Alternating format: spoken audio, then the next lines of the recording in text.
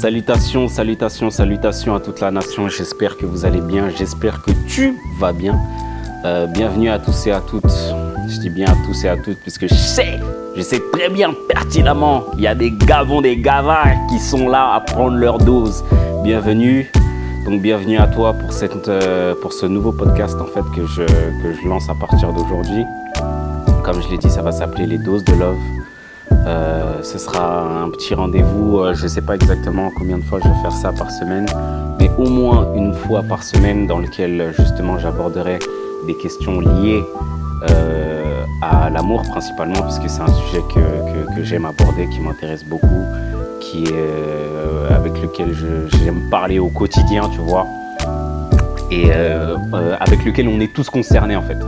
On est tous concernés, donc comme je l'ai dit, je l'avais répété, prends des chips, ou même si tu es sur le point de dormir, éteins la lumière, hein, ambiance tamisée, hein, mets tes écouteurs et absorbe la dose de love qui va être distribuée aujourd'hui. Je sais pas combien de temps je vais pouvoir, ça va durer, je vais un peu improviser puisque c'est principalement de l'improvisation, même si je me suis un peu préparé au préalable. Donc au niveau du format, c'est là, étant donné que c'est la première émission, je sais pas exactement comment ça va se passer, mais quoi qu'il en soit, on va essayer de passer un moment ensemble, pouvoir discuter. Enfin, c'est surtout moi qui vais parler, vous qui allez écouter. Et puis voilà. Le premier sujet que je vais aborder aujourd'hui, qu'on va aborder ce soir, ça va concerner en fait les relations. Donc la question que j'ai reçue, je l'ai reçue de la part de Jennifer qui vient de Nantes. D'ailleurs, big up à toi Jennifer, merci. Jennifer qui m'a envoyé beaucoup de questions et qui reviendra, des questions de Jennifer qui reviendront souvent parce qu'elle m'en a envoyé pas mal. D'ailleurs, n'hésitez pas à m'en envoyer via Instagram, via tous mes réseaux en fait, via Facebook, etc. Surtout via Instagram ou Twitter parce que c'est là que je les reçois le plus. Mais n'hésitez pas en tout cas à m'envoyer des questions si vous voulez que je les traite ou quoi que ce soit. En tout cas, merci à tous et à toutes de pouvoir suivre ce nouveau truc. Je réfléchissais au concept, la manière dont j'allais le faire, et puis là, je sentais que ça commençait à tarder un peu. Et puis je me suis dit que c'était le bon moment en fait pour pouvoir le lancer, étant donné que maintenant j'ai la possibilité, j'ai les outils pour. Et puis voilà, vous me direz ce que vous en pensez. En tout cas, c'est parti pour la dose de love d'aujourd'hui. Alors, le sujet d'aujourd'hui, comme je l'ai dit, ça va concerner les relations. La question d'aujourd'hui est: qu'est-ce qui, selon toi, fait durer une relation? Donc moi, principalement, quand je vais parler des relations, hein. Comme vous le savez depuis le début, moi je suis pas dans vos trucs de relations bancales, hein, des relations en biais, en zigzag. Nous, on est là pour faire des relations sérieuses. J'ai bien dit sérieuses. Et je vous vois là, je vous vois faire le geste, hein, vous visualisez le geste que je fais en ce moment. Mais ouais, principalement, je vais parler de relations, des relations sérieuses, des relations maritales. Pour moi, c'est le but d'être dans une relation, justement, c'est de pouvoir se mettre ensemble pour faire un bout de chemin dans la longue durée. En fait, moi, mon but vraiment, quand je me suis marié, c'était de faire en sorte que mon couple soit une réussite, que ma famille soit une réussite, et j'essaye du mieux que je peux aujourd'hui de pouvoir me battre pour que ça soit le cas, puisque je veux être heureux. Je sais que moi personnellement j'aspire au bonheur, tu vois, et j'aspire au bonheur non seulement pour moi mais pour les personnes aussi qui m'entourent, donc ma femme, ma famille, donc voilà. Donc qu'est-ce qui selon moi fait durer une relation? Alors pour moi déjà il y a une première chose qui est primordiale et qu'il faut retenir, hein, déjà, c'est que en amour, rien n'est garanti à 100%. C'est-à-dire que quand tu te mets dans une relation et quand on parle d'amour, ce que je vais vous exposer là, c'est juste des tips. C'est juste des choses que certes tu peux mettre en application, mais dans une relation il y a une part, tu sais, rien n'est comment on dit, rien n'est constant dans une relation. Il y a rien qui est vraiment garanti à 100% comme je l'ai dit. Donc voilà. Donc malgré tout ce que tu peux faire, ta relation elle peut marcher, elle peut pas marcher. Ça dépend de différents paramètres. Mais je pense que les différents facteurs que je vais évoquer tout à l'heure, ça peut être des choses qui peuvent nous aider à pouvoir maintenir notre relation en fait sur la durée. Donc la première chose pour moi, et ce qui établit en fait le socle de la relation, c'est-à-dire la confiance, c'est la communication. Donc la communication, pour moi, dans un couple, c'est super important. Moi, c'était pas dans mes habitudes de pouvoir vraiment communiquer, de pouvoir vraiment parler. Je suis pas quelqu'un qui parle, qui s'exprime. Dans les relations de couple, en fait, je suis pas quelqu'un j'avais du mal à pouvoir communiquer. Je travaille sur moi-même pour pouvoir commencer vraiment à déployer cette capacité, puisque je trouve que c'est vraiment la base et c'est ce qui établit en fait le socle, comme j'ai dit, de la relation, à savoir la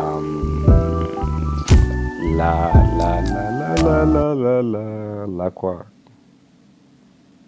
Oh, mais là j'ai un trou, j'ai un vrai trou.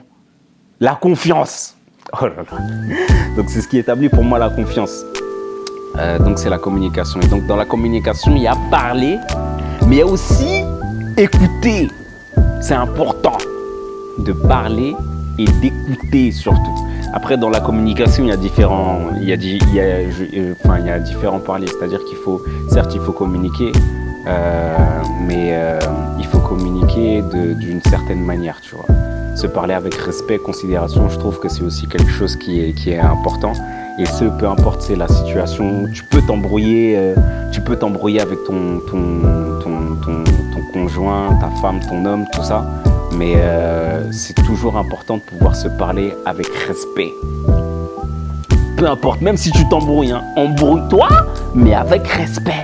Embrouillez-vous dans le respect. Moi, je trouve que c'est quelque chose qui est super important de ne pas surtout pas se manquer de respect et de ne pas dépasser les bornes, puisque ça peut amener à ce que la situation dégénère.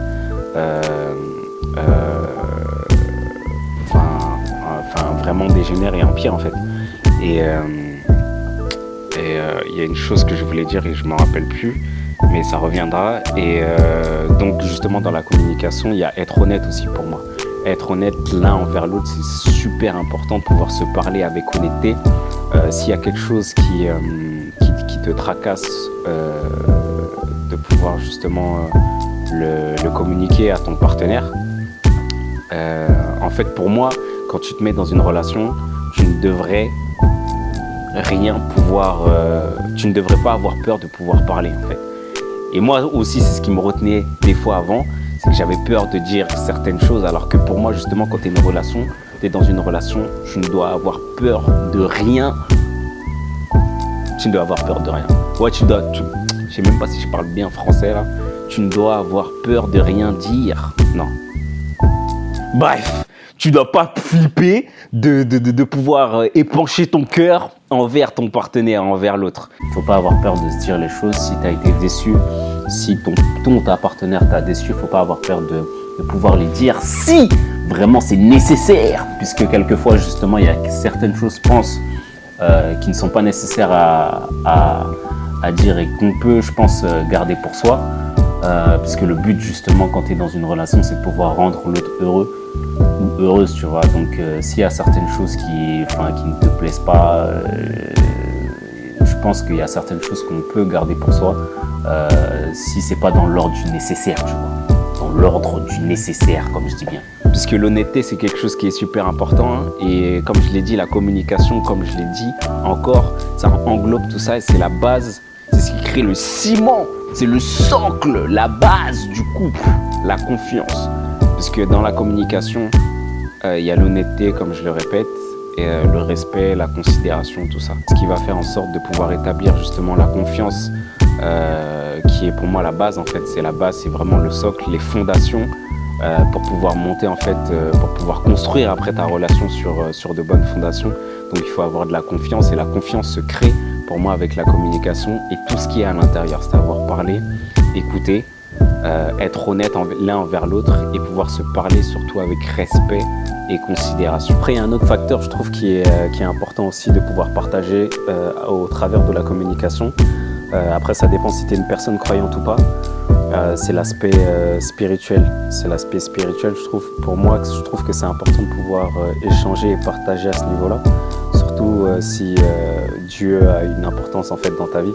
De pouvoir échanger à ce niveau-là, ça permet de pouvoir s'élever et d'élever aussi la relation que tu as avec ta partenaire à un autre niveau. Et je trouve que c'est d'autant plus fort, surtout si vous partagez la même foi. Le but principal de tout ça, c'est de pouvoir échanger, de pouvoir communiquer, c'est surtout échanger. Échanger ses sentiments, épandre ton cœur vraiment. Tu froisses. Comment on dit? Tu chiffonnes ton cœur. Tu dis tout ce que tu as sur le cœur, peut-être pas tout, mais en fait, tu t'épanches vraiment envers ton partenaire, que tu considères vraiment en tant que personne, que tu prends en considération en fait ses sentiments à lui aussi, tu vois. Je sais pas si je me comprends bien parce que je parle un peu là en mode freestyle, mais bon voilà. Mais voilà en ce qui concerne la communication. Dans tous les cas, maintenir une communication forte. Le but, c'est d'échanger, partager sur tout et n'importe quoi. Il faut parler et écouter aussi. Mais parler, c'est important. Parler, c'est très très important parce que, pour moi, comme je considère que dans une relation et surtout dans une relation genre dans le mariage, tu dois, si tu te mets avec quelqu'un, cette personne doit être ton ou ta meilleure amie. Quand on se met dans une relation, pour moi c'est une relation toujours sur le long terme. Tu envisages quelque chose de construire, de passer du temps avec une personne, de construire quelque chose avec elle, construire votre vie sur le long terme. Donc cette personne ne peut être une autre personne que ta meilleure amie, ton ou ta meilleure amie. C'est la personne avec qui tu vas passer des moments au quotidien. Donc c'est important de pouvoir partager des choses quotidiennement et de maintenir cette relation, cette communication très très forte et à un niveau élevé afin de pouvoir créer des liens sur le long terme. C'est important. Alors on va passer au deuxième point. Le deuxième point pour moi, c'est un point sur lequel ici il y a des spécialistes, il y a des gens qui sont déjà spécialistes depuis un âge vraiment très très précoce. Donc c'est se toucher. Il faut se toucher, se faire des câlins, se faire des bisous, et plus si affinité. Donc le contact physique. Le contact physique pour moi c'est quelque chose de... Je trouve que c'est quelque chose qui est super important aussi. Puisque c'est ce qui est, ça crée aussi les liens, même si aujourd'hui, il y en a, comme je l'ai dit ici, il y a des spécialistes qui n'ont pas attendu d'avoir quelqu'un pour se toucher, depuis l'âge de 11 ans, 12 ans, des précocités précoces. Donc ouais, je trouve que c'est super important de tous les gestes d'affection en fait. Que ce soit geste d'affection, faire l'amour, etc. Se tenir la main. Tu sais, ça peut être des petites choses anodines, mais en fait, c'est ces petites choses qui aussi, pour moi, font durer la relation, tu vois. Le jeu de séduction, comme je l'ai dit, se toucher, tu passes, tu caresses le dos, les massages, etc. Bon, je vais pas vous faire de dessin. Mais voilà, il y a toutes ces choses, le fait de pouvoir se toucher, c'est quelque chose qui est super important. Et puis ici, justement, on prend les revues scientifiques. Hein, le fait de pouvoir se toucher, se faire des câlins libère une hormone, l'hormone du plaisir, l'ocytocine. Donc libérer un maximum d'ocytocine dans votre corps, ça fait du bien. Ça fait du bien. Et puis c'est l'hormone du bonheur. C'est bon pour le corps, ça fait du bien. Ça fait rajeunir aussi. Voilà. C'est bon pour la peau, c'est bon pour tout. Donc voilà, je ne vais pas trop m'étaler sur ce point-là, mais je trouve quand même que c'est quelque chose qui est important et qui fait partie d'un des piliers en fait d'une relation de couple en fait. C'est le contact physique. Voilà. On en parlera peut-être sur une autre dose de love. On approfondira en fait peut-être le sujet, peut-être, je dis bien peut-être. Envoyez-moi vos questions, n'hésitez pas. D'ailleurs, je fais un petit encart pub. N'hésitez pas à m'envoyer vos questions, hein, si vous en avez, pour que je puisse les traiter. N'oubliez pas, monsieurly.fr sur mon Instagram ou sur directement LiTV.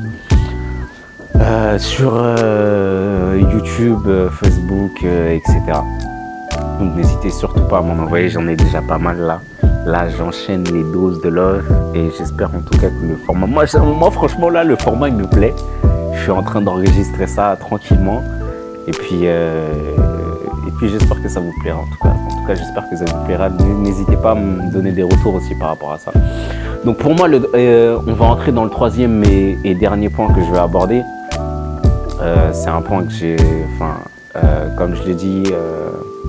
au début, en amour, il n'y a rien qui n'est garanti à 100%, surtout dans les relations de couple, puisqu'on est tous des personnes différentes, on a tous des personnalités différentes, on réagit tous différemment face à certaines choses. Donc il n'y a rien qui est immuable en fait. Je crois que c'est ça le mot. Bref. Rien n'est garanti à 100% et je trouve que c'est quelque chose qu'il faut garder à l'esprit. On ne sait jamais ce qui peut arriver, mais on peut faire en sorte justement de faire des efforts au quotidien pour nous permettre de se donner le maximum de chance, parce que le but c'est ça. C'est si on veut faire durer une relation, c'est se donner aussi le maximum de chance de notre côté et se donner les moyens de pouvoir faire en sorte que cette relation puisse perdurer, tu vois. Tu dois générer le maximum d'efforts, mais c'est des efforts au quotidien. C'est une course de fond, c'est pas un sprint. Hein? On n'est pas là pour arriver le premier. D'ailleurs, il n'y a pas de ligne d'arrivée. C'est une course où vous courez. C'est un marathon sans arrivée. Bref, le troisième point, pour moi, c'est le pardon. Le pardon et les excuses. Il faut pardonner et s'excuser, et surtout pour moi, chercher toujours une issue positive. Après, ça dépend de la situation. Hein. Ça dépend de la situation. On peut être amené à rencontrer des situations, par exemple, de trahison, de déception. Après, ça, comme je l'ai dit, on réagit tous différemment par rapport à certaines situations. Donc après, si tu décides de partir, bon, c'est ton choix aussi.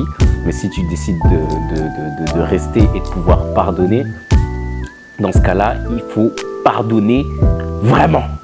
Il faut pardonner sincèrement. Ne pas revenir par-dessus dès qu'il y a une embrouille ou quoi que ce soit. Il faut passer l'éponge. Il faut apprendre à passer l'éponge, passe la serpillière, aspire derrière. Et ça tous les jours, au quotidien. Moi, mon père, il me disait toujours, il y a deux choses qui sont très importantes dans la vie. Il y a pardon et merci. Tu vois? Pardon et merci. Quand quelqu'un te fait du bien, tu dis merci. Quand quelqu'un quand tu fais du mal à une personne, tu dis pardon. Tu vois? Moi, c'est deux facteurs que je retiens beaucoup. Et une chose que je dis aussi souvent, c'est que dans la vie, il y a deux choses que tu ne maîtrises pas, c'est le temps et les sentiments. Donc c'est deux facteurs qui sont super importants dans notre vie et qui régissent notre vie, le temps et les sentiments. Et c'est deux choses qu'on ne maîtrise pas. Mais il faut se donner les moyens de pouvoir, surtout dans les relations de couple, faut se donner les moyens. Si justement tu souhaites avoir une relation qui puisse perdurer, et une relation de qualité surtout, moi c'est ça que je recherche, d'avoir une relation de qualité dans laquelle je puisse être épanoui. Après c'est peut-être ton désir aussi. Faut se donner les moyens et faire des efforts quotidiens pour pouvoir y arriver en tout cas. Enfin moi c'est en tout cas ce que je pense. Donc qu'est-ce que je voulais dire Donc voilà, pardonner et s'excuser parce qu'on est ensemble sur le long terme. On est là pour on vise à ce que notre relation puisse perdurer. Donc c'est sûr que en vivant avec une personne au quotidien, il y aura des manquements, il y aura des erreurs qui se sont faites, et ça c'est sûr. Chaque jour il y aura des erreurs qui sont faites, donc il faut apprendre. C'est quelque chose qui s'apprend, à pouvoir pardonner, à pouvoir passer au-dessus des petits manquements et toujours chercher le positif en fait. Parce que pour moi, il y a une chose que j'ai apprise dernièrement, surtout depuis que je me suis marié, moi j'étais quelqu'un qui cherchait toujours à avoir raison. Je voulais avoir raison à tout prix. Et donc ça justement, ça peut créer des conflits quand tu cherches tout le temps à avoir raison. Mais j'ai compris en fait qu'aujourd'hui, mon bonheur il est plus important que le fait d'avoir raison. Tu vois, aujourd'hui, je pense qu'il est plus important en fait d'être heureux que d'avoir raison à tout prix. Je sais pas si tu vois ce que je veux dire. C'est pour ça que, dans certaines situations, quand je dis chercher le positif à tout prix, c'est qu'il y a certaines situations qui peuvent mener à par exemple, des petites embrouilles qui peuvent mener à des grosses disputes. Parfois, il vaut mieux, même si tu sais que tu as raison, pour moi, ça ne vaut pas la peine de pouvoir chercher à tout prix à avoir raison, alors que ça peut mener à quelque chose de plus gros derrière. Vaut mieux éteindre le feu, tu pisses sur le feu, et puis c'est bon, on passe à autre chose, tu vois.